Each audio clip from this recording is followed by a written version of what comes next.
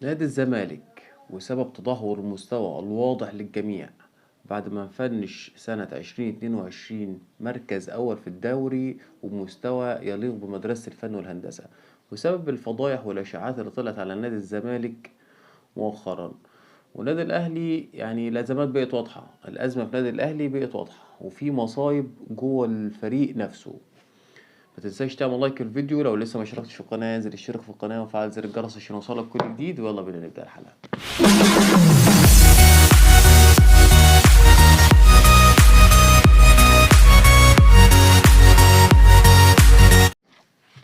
نادي الزمالك وزي ما كنا بنتكلم عليه في سنة 2022، يعني لغاية ماتشين تلاتة فاتوا كان الفريق رقم واحد في الدوري، أول الجدول، أداء متناسق، الفرقة مستقرة، الجهاز الفني والجهاز الإداري والجماهير وكلها ثقة في اللاعبين والفرقة ماشية مظبوط 10/10.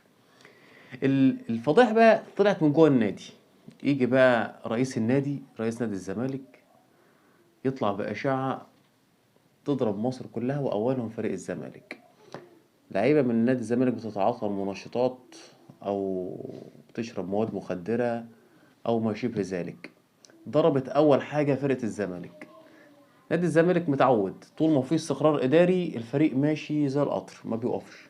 أول ما بتحصل مشكلة إدارية وبتوصل للعيبة خلاص ما بتشوفش الزمالك، ما بيشوفش قدامه تاني. وده اللي حصل بعد ما كان الفريق رقم واحد في الدوري اللي راكب الدوري وبأداء متميز. انت بتعمل مشكلة لنفسك، بتخلق مشكلة لنفسك تضرب بيها الفرقة. تعادل تعادل تعادل، الفرقة بتتعثر، الدوري بيروح منك، الفرقة مش لاقية بعضها، مفيش ثقة في الجهاز الإداري، مفيش ثقة في اللاعبين، الجمهور بيبدأ يتوتر. طب وليه؟ يعني أنت فرقة ماشية كويسة وراكب جدول الدوري وبأداء ممتاز، تعمل مشكلة لنفسك، يعني بتعمل مشكلة لنفسك تضرب بيها الفرقة، بتعمل الشكل والمنظر اللي ماشي بيه نادي الزمالك دلوقتي، اللي هو مش قادر بقاله ماتشين تلاتة مش عارف يكسب ماتش. يعني الناس كلها بتداري على مشاكلها علشان الامور تعدي، انت بتعمل مشكله لنفسك عشان لعيبه ما رضيتش تجدد او لعيبه بينك وبينها حصلت مشكله، تروح مطلق اشاعه زي دي تقوم الدنيا عليك وتخلي الفرقه تتضرب بالشكل ده. يعني بصراحه ما شفتش اغرب من كده، ناس بتجيلها مشاكل من بره، نادي الزمالك بيخلق لنفسه مشكله وفضيحه واشاعه، وبعدين بيطلع يقول لك ايه، الناس المغرضة اللي بتطلع علينا إشاعات يا عم الناس مش فاضية لك أصلا، الناس قاعدة كل واحد يشوف مصلحته واللي بيجيب صفقات واللي بيجيب، أنت اللي قاعد تعمل مشكلة لنفسك وتحط الفريق فيها وتقع وتقول وصل الإعلام وصل الحكام وصل. يعني الكلام كده مش منطقي. نادي الأهلي يعني كان عنده مباراة امبارح مع نادي المصري، الأزمة بقت واضحة خلاص، أزمة رأس الحربة بقت واضحة، هتيجي بقى في قلة الثقة في المهاجمين، يعني قلة الثقة بقت في اللعيبة نفسها وقلة الثقة بقت من الجمهور ومن الجهاز الإداري ومن كل الناس. خلاص المشكلة اتحددت، رأس الحربة مركز محتاجه النادي الأهلي حاليا. هو بصراحة أنا كتر خير كولر، يعني اللي حصل امبارح ده، اللعيبة دي يا جماعة لازم تتحاسب.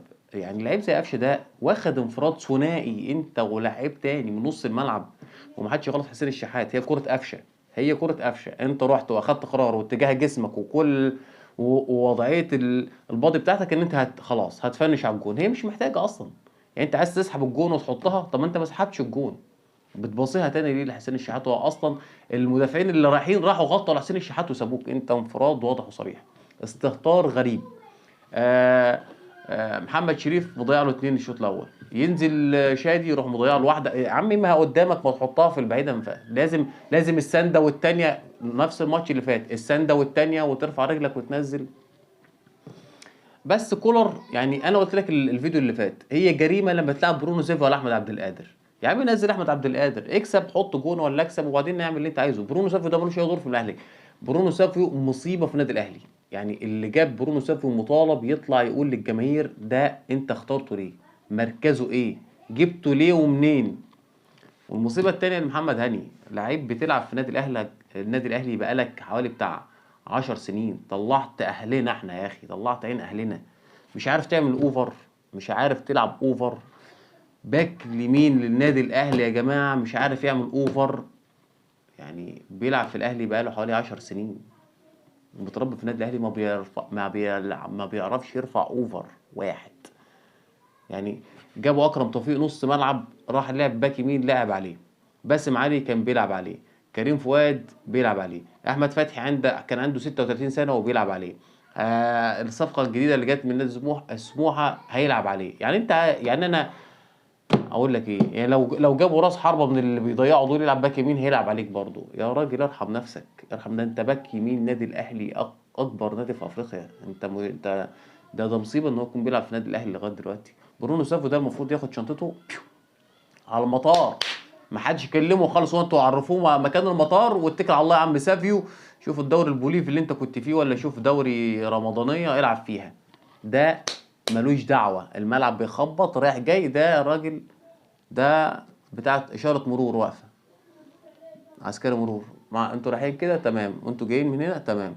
ده ملوش دعوه، ده حرام يلعب اصلا. واحمد عبد القادر يبقى قاعد بره، بتلعب شوط ونص ناقص لعيب. يعني انت مش بتلعب شوط ونص بلعيب ضعيف، انت بتلعب شوط ونص ناقص لعيب، تلعب 9 والجون.